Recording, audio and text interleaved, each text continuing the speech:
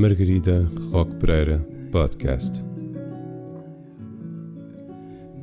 Do nascer ao morrer, um caminho de aprofundamento do ser pelos mistérios da vida, morte e renascimento.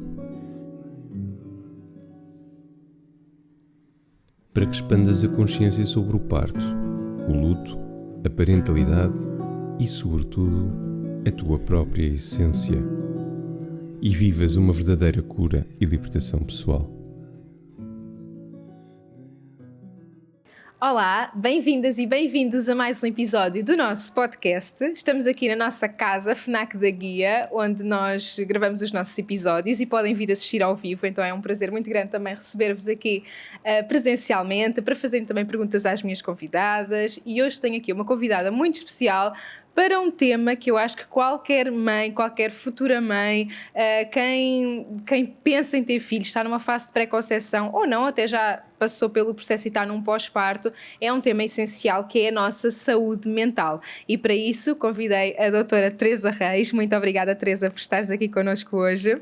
Obrigada pelo convite, é um privilégio poder vir falar nos mais diversos palcos sobre saúde mental perinatal. Muito obrigada pelo convite. Sim, a Teresa é médica pediátrica e fala essencialmente também no seu podcast Mentalizando Podcast.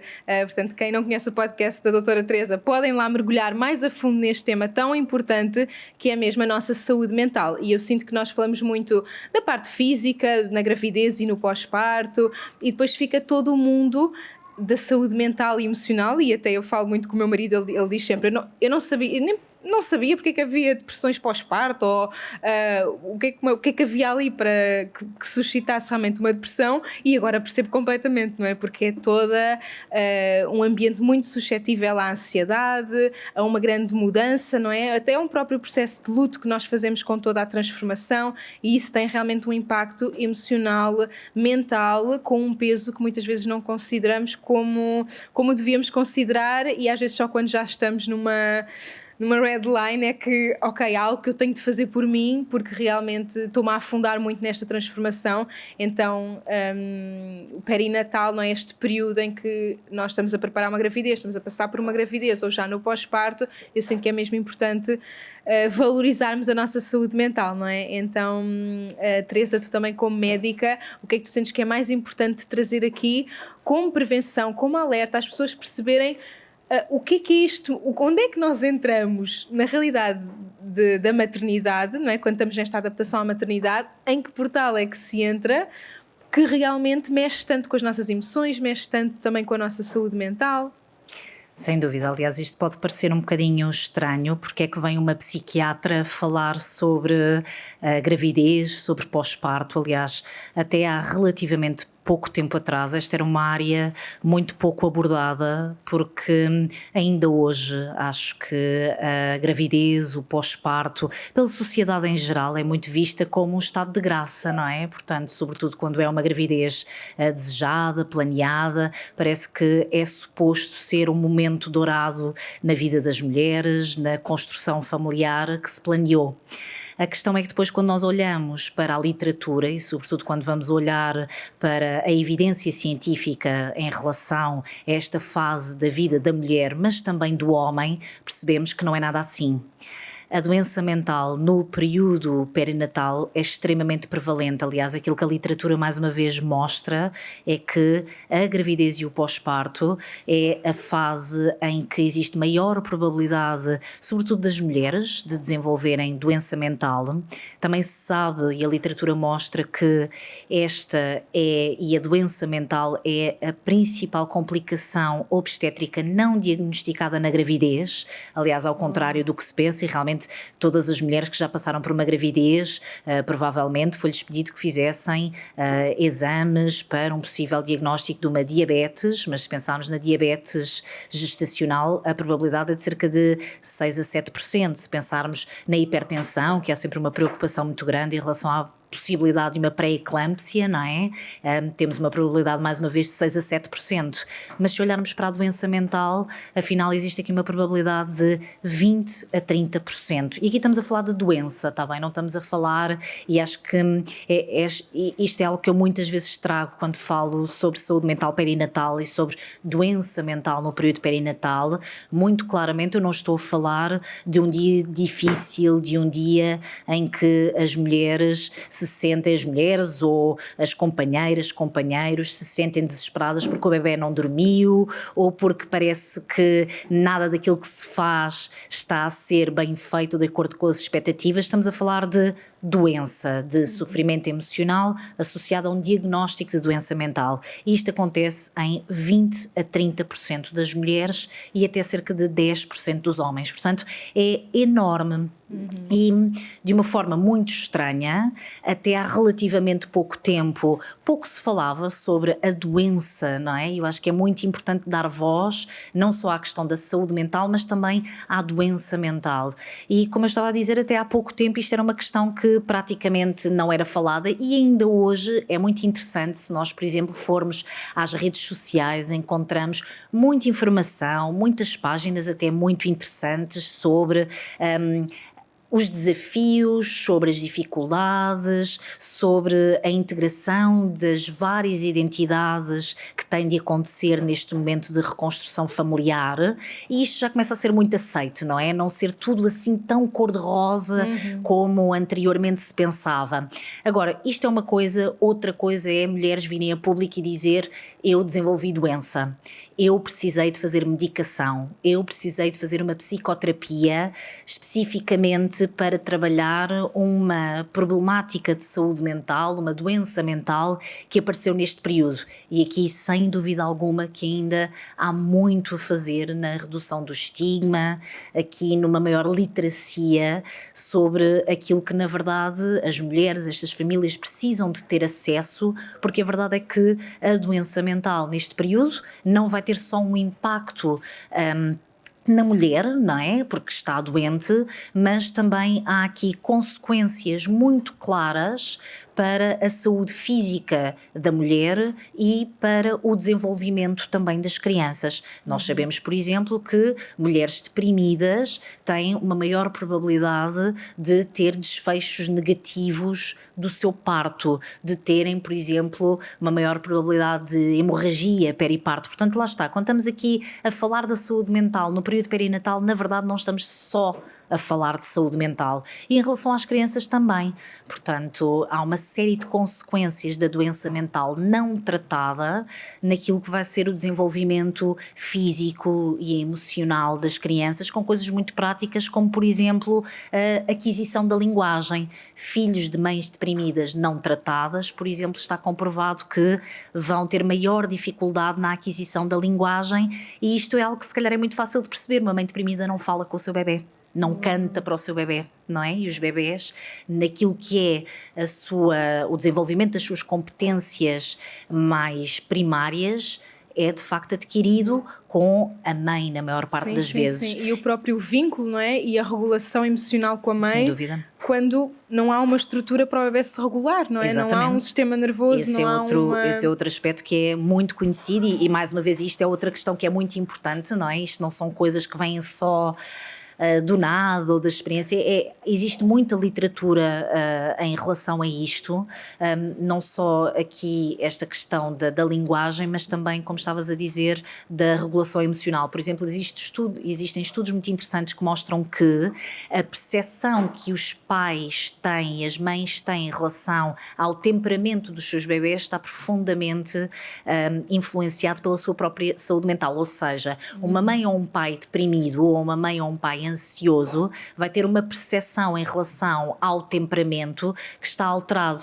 Vai à partida achar que o seu bebê tem um temperamento mais difícil do que exatamente o mesmo bebê com pais que não são ansiosos ou pais que não têm depressão. E isto obviamente vai criar aqui um ciclo de doença, e isto é outra questão muito importante em relação à doença mental, à saúde mental. Está demonstrado que esta é das áreas onde o investimento em saúde tem mais retorno, porque na verdade quando nós estamos a tratar estas mães e estes pais, estamos indiretamente a tratar as próximas gerações. Portanto, aliás, muitas vezes quando se fala em saúde mental perinatal, fala-se numa perspectiva de quebra de ciclo de doença, não é? Uau. Nas famílias, porque se nós conseguirmos tratar os pais nesta fase muito precoce, estamos a reduzir a probabilidade das próprias crianças no futuro virem a desenvolver doença mental, e é muito interessante quando nós trabalhamos a área da saúde mental, percebemos que muitas vezes as mulheres ou os homens ou os companheiros, companheiras que nos procuram,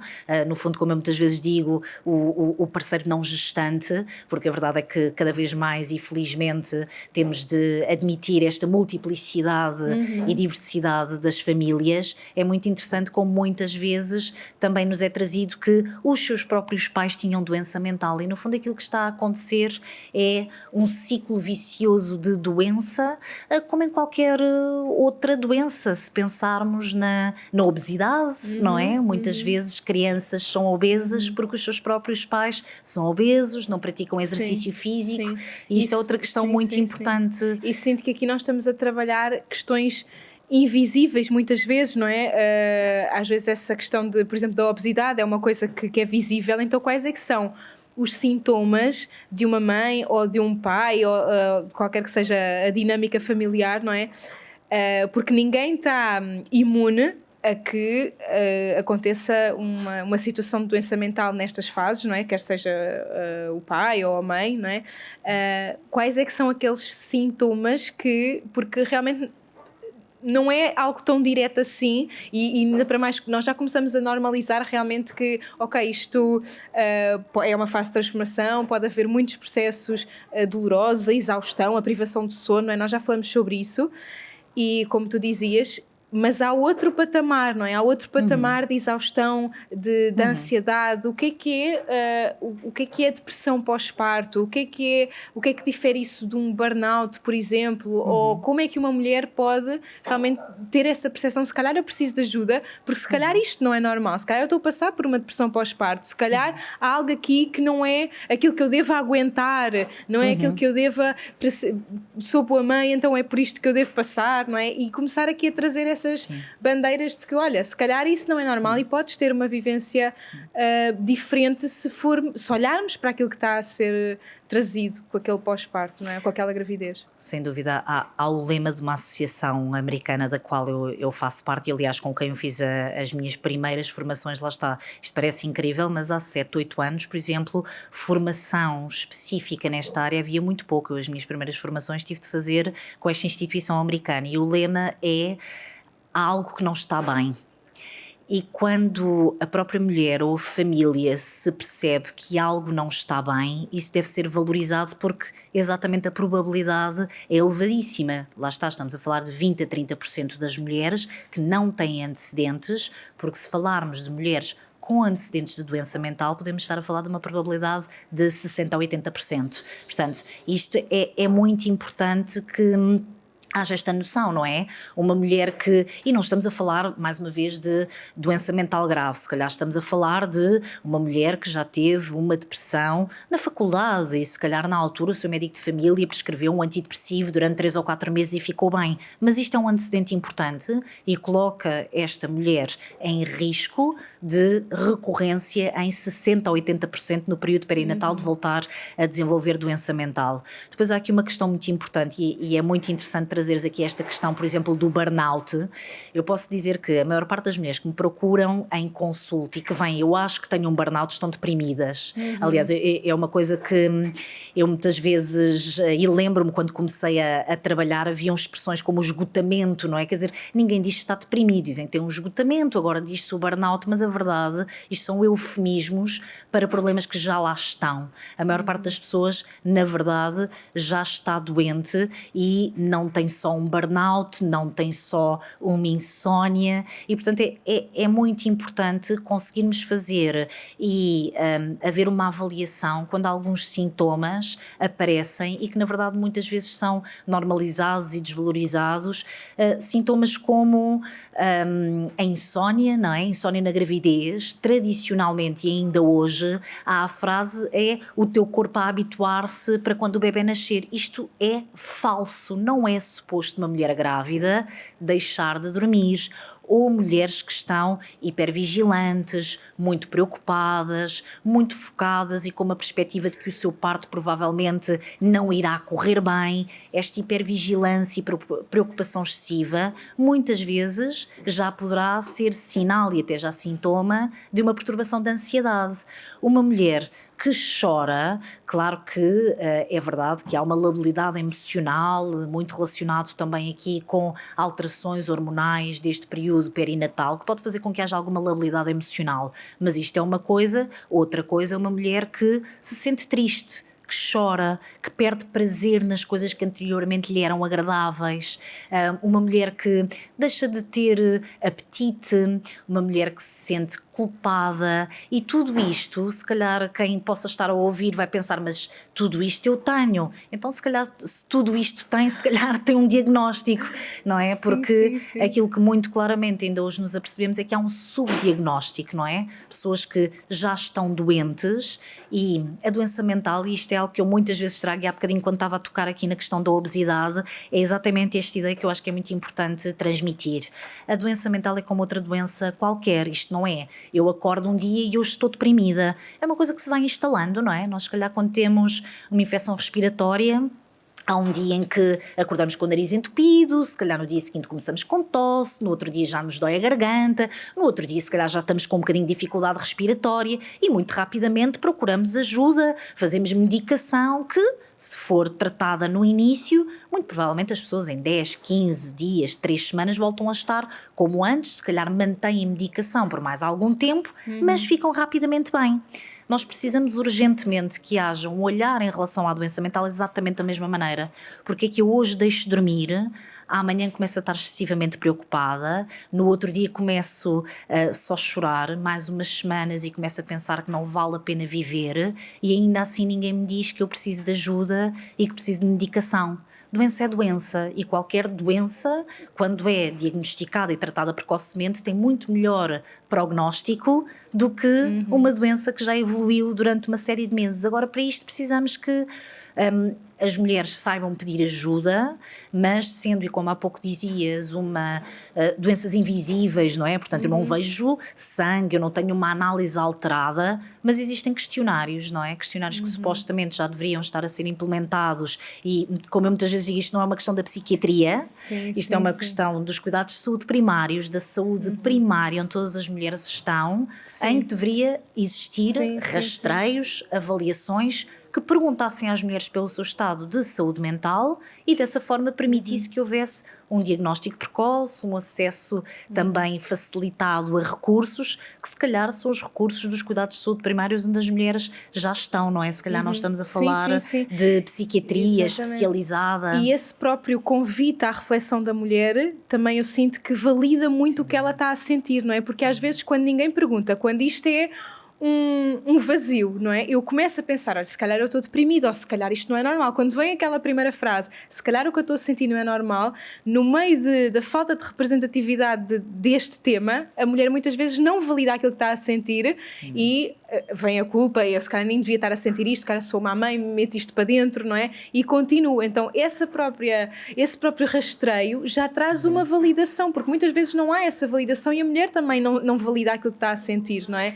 Então é preciso também, eu sinto que mesmo no quadro de ansiedade, depressão pós-parto, pode ser muito difícil nós validarmos isso e reconhecermos que eu sou importante, o que eu estou a sentir é importante e a minha cura também é importante, não é? É difícil nós, por nós, num quadro desses, não é? E já de toda a adaptação à maternidade, ainda trazermos essa validação, não é? Até porque um dos sintomas que também muitas das vezes está presente no diagnóstico, seja de depressão, seja de ansiedade, é a dificuldade em tomar decisões. Portanto, isto é muito típico, sobretudo das perturbações de ansiedade e depressão no período perinatal, a dificuldade em concentrar-se. Isto era todo um outro podcast, falarmos sobre Mummy Brain, que há muita investigação sobre o que é que a nível cerebral acontece para que as mulheres sintam que as palavras lhe falham, têm a memória alterada, mas portanto isto é algo que é muito típico, a dificuldade da concentração e a dificuldade em tomar decisões. Portanto, não poderia concordar mais. Aliás, é uma coisa que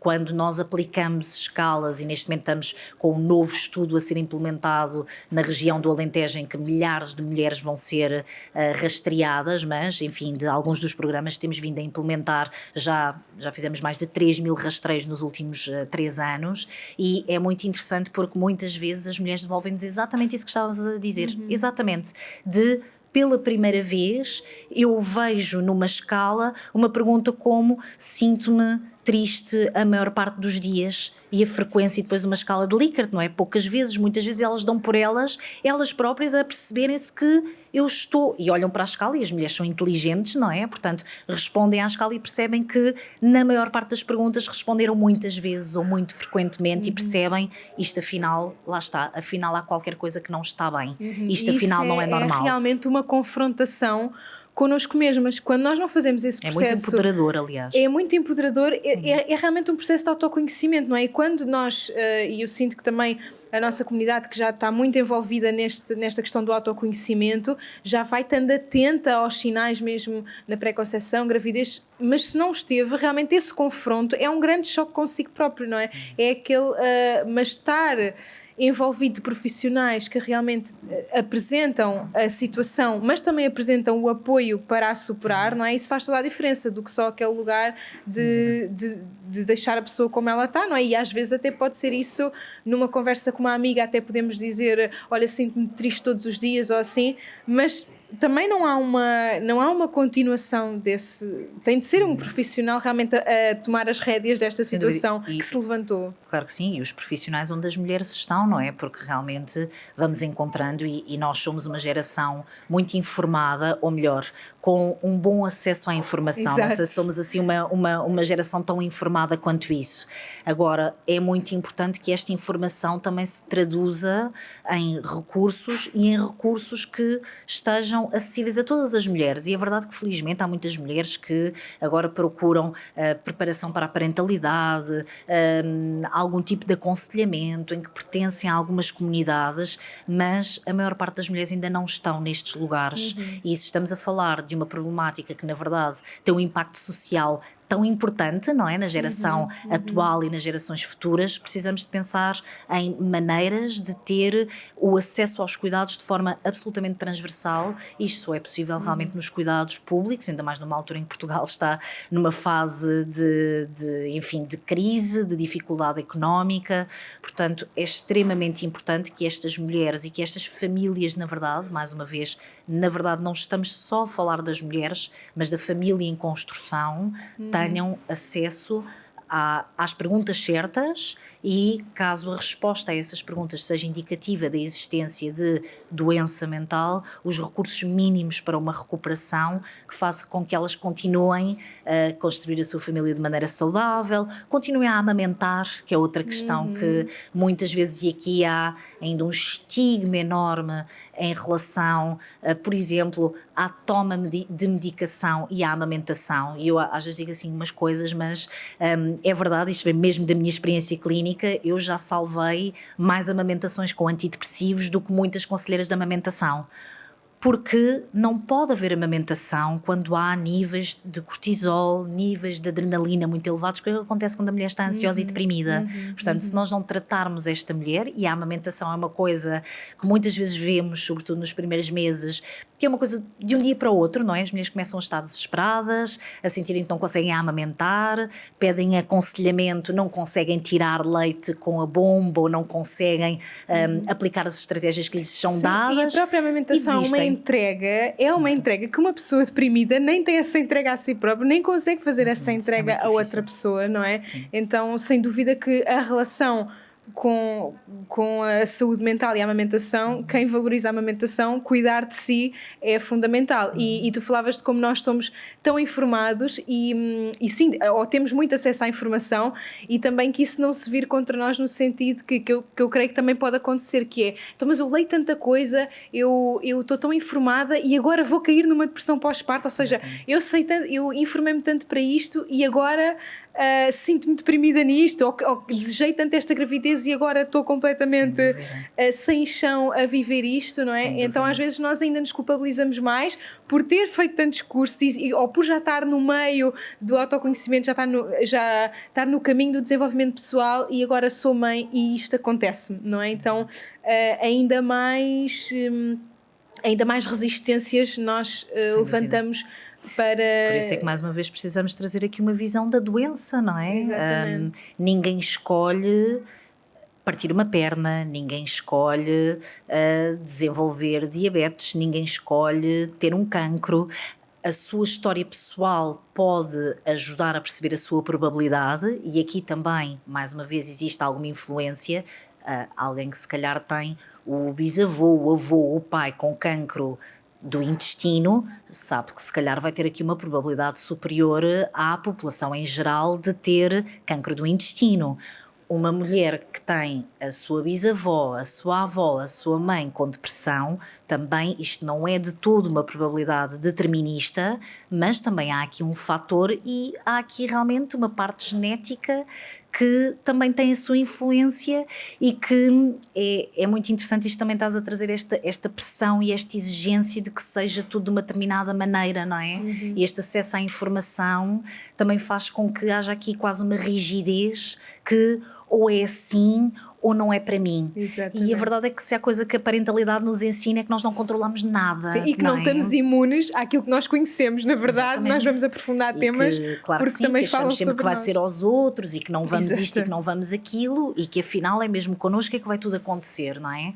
E portanto precisamos muito de trazer esta perspectiva de que não é algo que as pessoas obviamente tenham escolhido ou tenham provocado, existem fatores de risco e que alguns não são de todos controlados. Nós não sabemos o que é que vai acontecer no nosso parto, não é? E um parto traumático é, por exemplo, um fator precipitante muito importante para o desenvolvimento de doença mental no período perinatal e particularmente no pós-parto, e portanto é muito importante que esta informação não jogue contra nós, não é? Que jogue a nosso favor, para nos sentirmos empoderadas, informadas, que é absolutamente essencial, e também para uma melhor consciência do lugar emocional em que a pessoa se encontra, mas que depois não se vir contra a pessoa e na altura de procurar um tratamento adequado que sinta vergonha ou não se sinta capaz de procurar também os recursos adequados. Este podcast tem o apoio de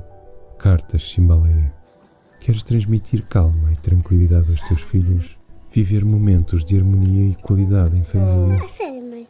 Este diz, sou tão grande que consigo tocar no céu. As cartas de yoga e meditação Chimbaleia são perfeitas para promover momentos de conexão, com afirmações positivas, respirações, posturas, mantras e muito mais. Eu sou calma. Eu sou calma. Eu estou calma. Eu estou calma. Eu confio em mim, eu sou capaz. Eu confio em Deus. Vê a magia acontecer, a vida a brilhar e o amor a crescer. Quando falamos realmente da probabilidade desta fase desenvolvermos doença mental, tudo nesta fase ganha uma amplitude muito grande, não é? Por exemplo, questões de casal, que se calhar quando não há filhos a pessoa consegue gerir, mas quando há filhos já não consegue gerir e aquilo escala. Ou a pressão no trabalho, quando não há filhos, ou não estamos grávidas, ou não deixamos um bebê na creche, nós conseguimos gerir aquilo e agora escala, não é? Portanto, nem tudo é sobre maternidade, mas como tudo à nossa volta ganha um peso extra àquele que nós já estamos a viver na maternidade, E não a é? relação de casal é um exemplo ótimo, não é? Existem estudos que mostram que nos 3 primeiros anos após o nascimento dos filhos é a fase em que existe maior probabilidade dos casais se separarem. E há estudos que mostram que se houver doença mental de pelo menos de um dos parceiros, a probabilidade de separação ainda aumenta mais. Porque, mais uma vez voltando aos sintomas, é típico da ansiedade e da depressão haver uma baixa tolerância à frustração. Ora, se existe um pavio mais curto, como nós dizemos, e se ainda por cima isto está associado a sentimentos de culpa, desvalorização, tristeza, isto é meio caminho andado para haver uma total desconexão e um desencontro entre os casais que acaba por ter um impacto muito importante, não é? Naquilo que os casais também decidiram para o seu futuro.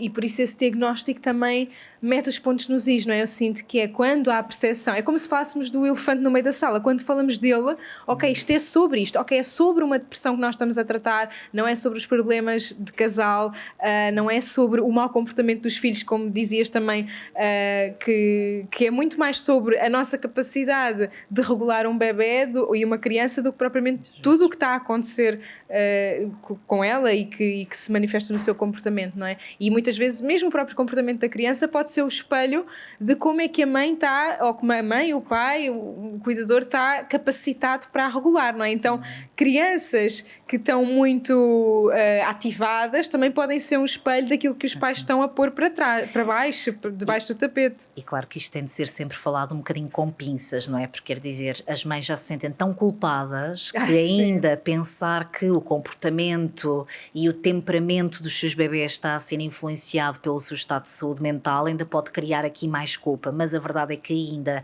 muito interessante, lá está, eu também tenho um podcast e há pouco tempo entrevistava um pedopsiquiatra e que ele dizia que havia uma consulta específica que tinham para bebés mais intensos, bebés irritáveis, e que quando criaram esta consulta aquilo que se aperceberam é que, lá está, a maior parte destes bebés, afinal, eram bebés iguais aos outros, as mães é que eram mães que estavam deprimidas, não é?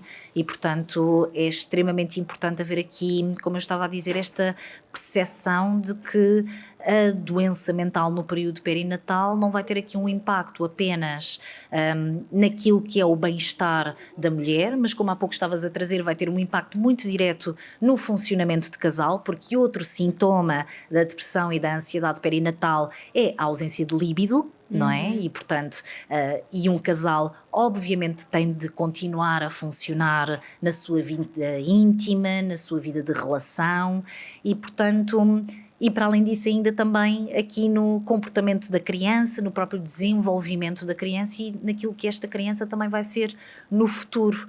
E, portanto, pensar que um tratamento adequado, a procura adequada de recursos, que muitas vezes é muito rápido. Isto, há outra questão interessante que há pouco estavas a trazer e que me surge agora, que é, como há pouco dizias, e está muita coisa a acontecer. E é muito interessante que em saúde mental não só há muita coisa a acontecer, mas há muita coisa a acontecer muito rapidamente. É muito interessante. Por exemplo, na área da ansiedade, o diagnóstico de, por exemplo, perturbação de ansiedade generalizada, não querendo aqui começar a falar psiquiatrias, mas é um diagnóstico extremamente comum. Em Portugal, cerca de 20% das pessoas ao longo da sua vida vai desenvolver uma perturbação de ansiedade. Portanto, na verdade, a questão da saúde mental não é só do período perinatal, é extremamente prevalente, é uma problemática em relação à qual se tem de falar. Mas este diagnóstico, a perturbação de ansiedade, precisa que a constelação de sintomas que fazem o diagnóstico esteja presente durante 6 meses. É isto que, por exemplo, no DSM, que é um dos livros de diagnóstico, uma das características diagnósticas para podermos fazer diagnóstico em saúde mental, e diz isto, que, portanto, a perturbação da ansiedade tem um conjunto de sintomas que têm de estar presentes ao longo de pelo menos 6 meses. Há muita literatura que mostra que podemos, no período perinatal, fazer o diagnóstico com sintomas presentes apenas durante 1 mês. porque é algo que também é muito interessante no período perinatal. Não só as problemáticas evoluem mais rapidamente, como com maior gravidade. Exatamente porque há muita coisa a acontecer a nível físico, emocional, adaptação identitária e, portanto, é extremamente importante haver um diagnóstico e um tratamento precisa muitas das vezes ser efetivo.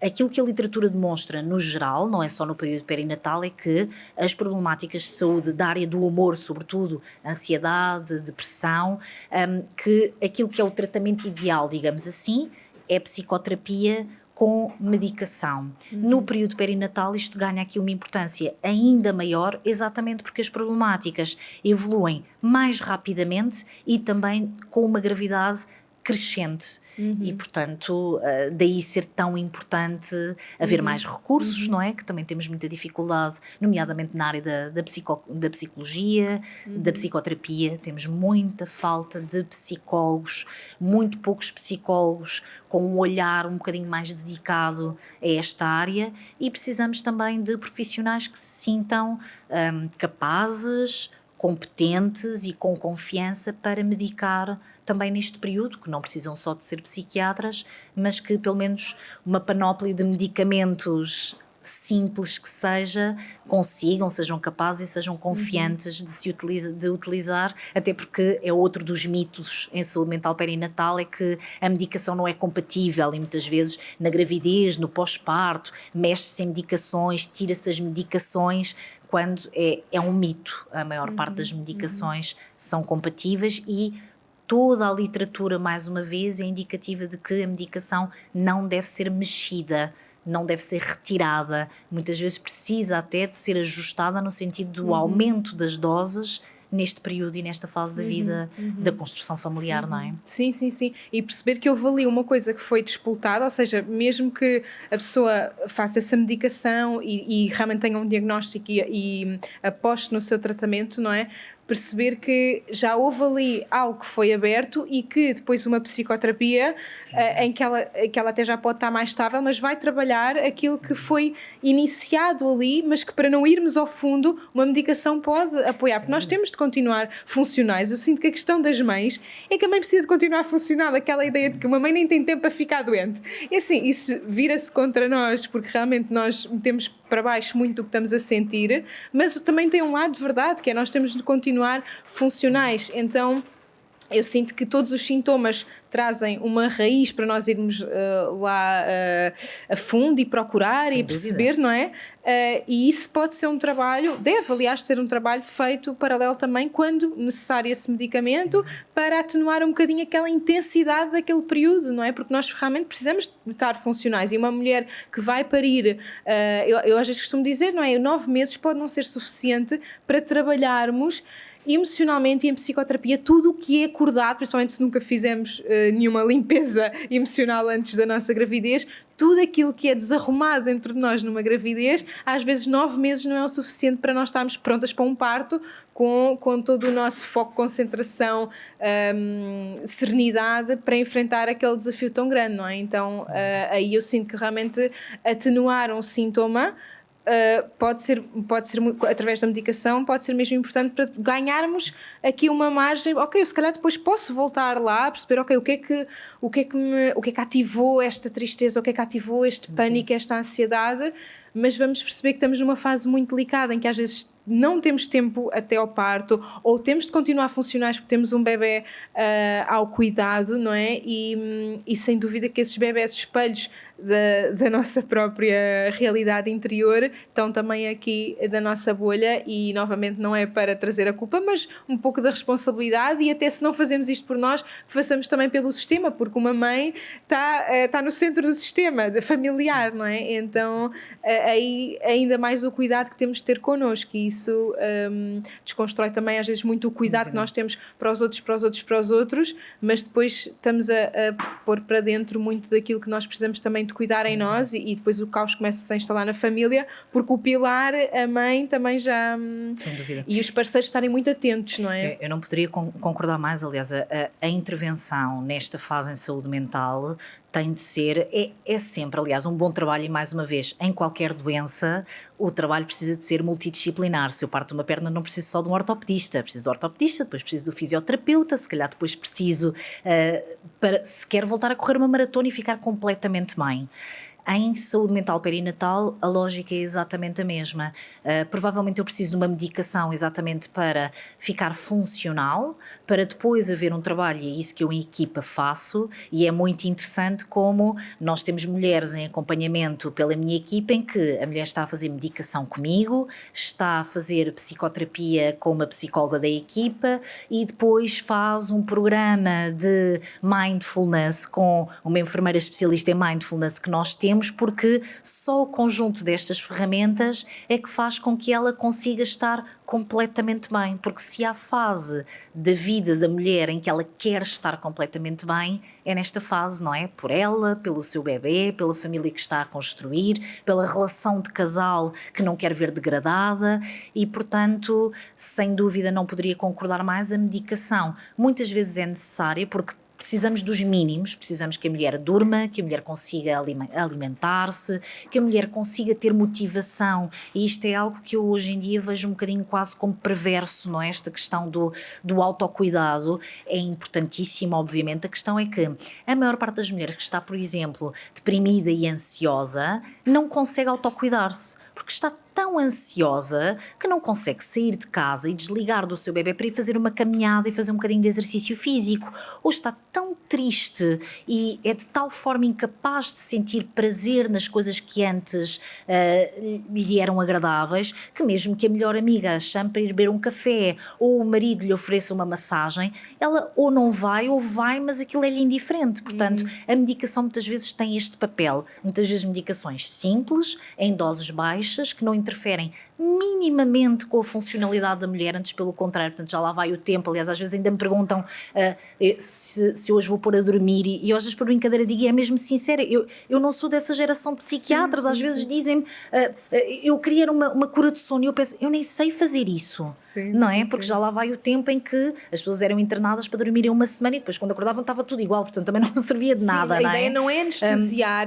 tudo o que aparece ali, não é? De todo. Ou antes, aquilo que é difícil precisa de continuar a ser difícil, até para que as pessoas consigam trabalhar as suas emoções em psicoterapia. Por exemplo, voltando àquele exemplo que eu estava a dar, consiga com a psicóloga analisar as suas emoções, trabalhar as suas dificuldades, a perceber-se que sim, se calhar houve aqui uma relação com a minha mãe que era muito difícil, que eu agora que me tornei mãe quero fazer diferente, mas como é que eu faço diferente se a mãe que tive foi desta maneira e agora é que me apercebo ainda mais daquilo que me faltou por parte da minha mãe. E isso é muito importante trabalhar em psicoterapia, assim como é que eu vou conseguir relaxar, como é que eu vou conseguir adormecer quando a meio da noite o meu bebê desperta, mama, como é que eu vou conseguir dormir a seguir? Se calhar uma terapia de terceira geração utilizando a meditação e o mindfulness pode ser uma estratégia interessante. E, portanto, há aqui uma multiplicidade de ferramentas que podem ser essenciais e onde, muito claramente, a medicação é só uma delas, que não anestesia, antes pelo contrário, deixa a mulher mais capaz de trabalhar as suas emoções e não fugir delas. Sim, ou refugiar-se delas. Isso é chave para nós desconstruirmos aqui muito aquela visão que às vezes vamos anestesiar aquilo que precisa de vir ao de cima, e claro que nós estamos aqui a trabalhar também tudo aquilo que vem ao de cima, mas nessa equipa multidisciplinar e com essa visão holística, realmente é isso que nós procuramos, que possamos cuidar das nossas diferentes partes, incluindo essa saúde mental, emocional. E o que é que tu sentes que, em relação a esses diferentes níveis com que as mulheres te aparecem, não é? É sempre necessário uma medicação ou não? Ou chegamos à medicação quando já há um muito frequente em todas as cruzinhas do rastreio? Como é que nós balizamos isto aqui de se é uma pessoa que realmente já precisa de medicação? Não é? Todas as doenças mentais, por serem doenças, precisam de medicação, ou há um caminho que nós fazemos até lá? Como é que se trata essa parte? muito claramente, a medicação não é a única terapia terapêutica eficaz, não é? Nós sabemos, aliás, todos os estudos demonstram que uma psicoterapia, claro que existem orientações psicoterapêuticas que têm mais validade do que outras, sobretudo no período perinatal, mas a literatura mostra que a psicoterapia deveria ser o primeiro recurso e que é igualmente eficaz. A questão é que vai demorar mais tempo e de facto nós no período perinatal estamos um bocadinho numa corrida contra o tempo quando estamos a falar de mulheres que estão a amamentar e que querem continuar a amamentar, ou quando estamos a falar de enfim, uma série da relação de casal que já está a ficar com muitas dificuldades e de facto, sendo sincero, eu medico muito. Até porque repara, as pessoas quando chegam ao psiquiatra muitas vezes, e posso dizer que eu aqui noto uma diferença enorme, eu há 3, 4 anos ninguém vinha para uma consulta de avaliação e para ver uma reflexão sobre a sua saúde mental. As pessoas já vinham encaminhadas pelo seu obstetra, pelo seu pediatra, pelo seu enfermeiro de família que dizia já chega, agora vais ao psiquiatra e vais mesmo. Portanto, as pessoas já vinham muito doentes, às vezes mesmo muito doentes, e aí a medicação precisa, com a ideação suicida, com ideias ruminativas que afetavam a sua funcionalidade, mulheres que pensavam constantemente que iam deixar cair o seu bebê, que podiam fazer mal ao seu bebê, portanto, e aí a medicação é absolutamente urgente. Felizmente, nos últimos 2, 3 anos, este perfil tem mudado um bocadinho. Ainda assim, é muito raro as pessoas virem ao psiquiatra, porque o psiquiatra, as pessoas ainda continuam a pensar que é para malucos, não é? É raro as pessoas virem numa primeira instância para uma avaliação, para uma avaliação diagnóstica, para perceberem realmente se aquilo que estão a sentir já se enquadra num diagnóstico ou não, mas ainda assim vai acontecendo. E a medicação é uma decisão colaborativa. Eu tenho muitas consultas em que as pessoas vêm num primeiro momento e que nesse primeiro momento dizem que não querem medicação, em que são informadas, que obviamente é importantíssimo do que é que se está a passar e que já existe um diagnóstico. Muitas vezes aquilo que é combinado é, ok, vamos dar um tempo, perceber se com psicoterapia, se com outras, e fazemos um plano muitas vezes multidisciplinar. E já aconteceu na consulta seguinte as mulheres estarem melhor e de facto não terem precisado de medicação, mas na verdade na maior parte das vezes na consulta seguinte as mulheres vêm pior, até porque é uma fase que é difícil, é muito difícil, sobretudo na gravidez, no pós-parto precoce, as mulheres conseguirem, por exemplo, fazer psicoterapia semanal. Lá está, há muita coisa a acontecer, não é? Ou estarem e participarem nessa psicoterapia semanal de forma efetiva, não é? Conseguirem trabalhar as suas emoções, porque se não dormiram, se estão cansadas, se estão sobrecarregadas, acabam muitas vezes por trazer questões do dia-a-dia, questões de dificuldades adaptativas, mais do que estarem disponíveis para trabalhar as suas emoções. Portanto, de facto, acaba por ser muitas das vezes necessária a medicação, porque entretanto a doença está a evoluir e não há uma verdadeira disponibilidade para estar a tratar com outras ferramentas que podem ser igualmente eficazes, mas que naquela fase não conseguem ser ativadas. Sim, e tu aqui trouxeste um tema super importante que é o plano. O que é que nós estamos a fazer com aquilo que é diagnosticado, não é? Primeiro, irmos a esse ponto de eu preciso de nortear ou nomear o que está aqui a acontecer, nomear, e depois ter um plano. E esse plano vai-me guiar no sentido da minha cura, não é? E com os patamares que eu preciso de desenvolver. E muitas vezes isso é feito pela nossa equipa, é sempre feito, não é? E depois há imensos fatores. Pode não haver disponibilidade de tempo, pode não haver disponibilidade económica. Nós também sabemos que é uma fase em que existem imensos gastos, não é? Em que aquilo que são, enfim, em termos financeiros, é um embate brutal ter-se um bebê, não é?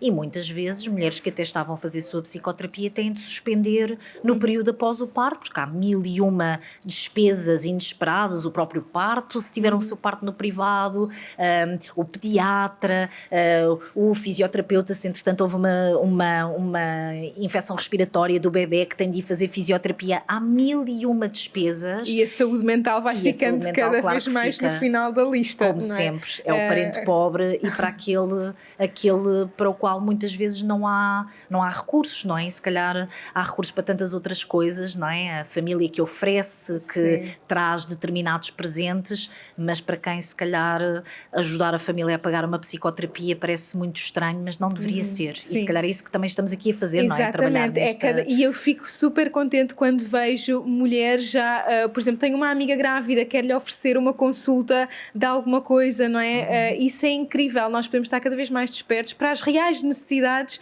de uma mulher nesta fase, e sem dúvida que a saúde mental está ali muito frágil e muito ativada, como tu dizias, pela rapidez das coisas, como as coisas acontecem, a intensidade de todas as dinâmicas de casal, de trabalho, conjugando com esta nova fase de maternidade, não é? Então, se tu quiseres deixar assim eu sinto que nós já trouxemos aqui tanta lucidez sobre consciência daquilo que se está a passar, nomear e diagnosticar, fazer um plano e depois perceber o que é que o nosso plano, à nossa medida, integra, não é? Em que momento integra o quê? E ir monetizando essa evolução, tendo por base esse plano. Eu sinto que isso é super importante e é mesmo aquele discernimento que às vezes falta a uma mulher numa fase destas, não é? E depois não há plano para nada e depois já estamos ali embrulhadas em todas as dinâmicas, mas sem dúvida que esse nomear, diagnosticar e traçar um plano e monetizarmos, irmos olhando para nós e estarmos a olhar para nós, para o nosso desempenho e sem dúvida sermos mais cuidadas, que o autocuidado seja isso de me deixar cuidar, não é? Assim como eu cuido tanto do meu bebê, de me deixar cuidar também. Então uma palavra final para as nossas mães estarem cada vez mais despertas, porque sim, isto é realmente uma comunidade muito desperta, mas por isso também calha a nós muita coisa, não é? Claro que sim, sem dúvida. Eu diria que dos aspectos que é absolutamente essencial é sabermos que é muito frequente, que não são as únicas, que não estão sozinhas, que de facto 20 a 30% das mulheres na gravidez e no pós-parto vai desenvolver doença mental, doença que vai precisar de um tratamento adequado, que é muito importante que procurem ajuda e se de facto houver possibilidade, eventualmente pedirem uma consulta com um profissional mais especializado e mais sensível para esta área da saúde mental perinatal, alguém que tenha mais formação e que consiga fazer esta distinção entre aquilo que pode ser normal e aquilo que já é sinal que há qualquer coisa que não está bem e que precisa de um tratamento adequado. Não havendo a possibilidade desta procura mais especializada, que falem com o seu médico de família, falem com o enfermeiro de família. Ao longo da gravidez, a maior parte das mulheres está 6 a 8 vezes com a sua equipa de família. Portanto, exijam ser rastreadas, que é algo que deveria, segundo as orientações da nossa Direção-Geral de Saúde, deveria haver rastreio na gravidez e no pós-parto, em todos os cuidados de saúde públicas. Portanto, a maior parte dos sistemas, há pessoas que não sabem isto, mas os sistemas informáticos de qualquer médico no seu centro de saúde têm acesso a estas escalas, portanto, exijam ser rastreadas, falem, digam que não estão bem, que sentem que isto não é normal, sintam-se empoderadas, procurem informação e no momento de assumir que não estão bem, que não vejam isso como uma fraqueza. É uma fragilidade e todos nós temos momentos na nossa vida de fragilidade, ninguém está livre de poder adoecer. Precisamos mais do que nunca e mais do que em qualquer outra fase da nossa vida de estar bem. Em primeiro lugar por nós, pelo nosso bem-estar, mas também pelo nosso bebê, pela família que estamos a construir e que vamos construir no futuro. E isto parece-me absolutamente essencial como mensagem. Incrível.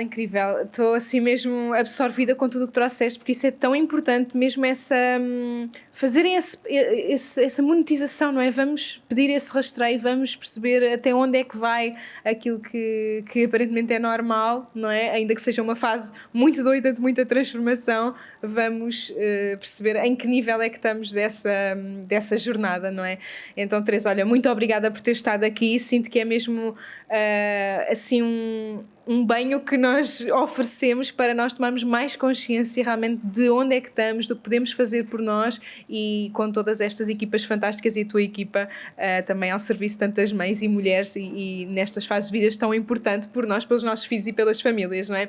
Então, Para terminarmos, temos aqui um presentinho do nosso restaurante Balance Café, uns snacks naturais e saudáveis para ti. Sim, obrigada. Obrigada, Margarida, e muito obrigada pela oportunidade. É realmente muito importante ir dando aqui voz a estas problemáticas, portanto, agradeço-te imenso teres dado aqui parte deste espaço do podcast para falarmos sobre saúde mental perinatal. Muito obrigada. Muito obrigada, Teresa, obrigada. Já sabem, peçam o vosso rastreio, olhem para dentro, é mesmo este caminho de autoconhecimento e de nos tornarmos cada vez mais conscientes daquilo que se passa dentro de nós e dando nome às coisas e tratamentos também. Então, muito obrigada, vemo-nos no próximo episódio e até breve.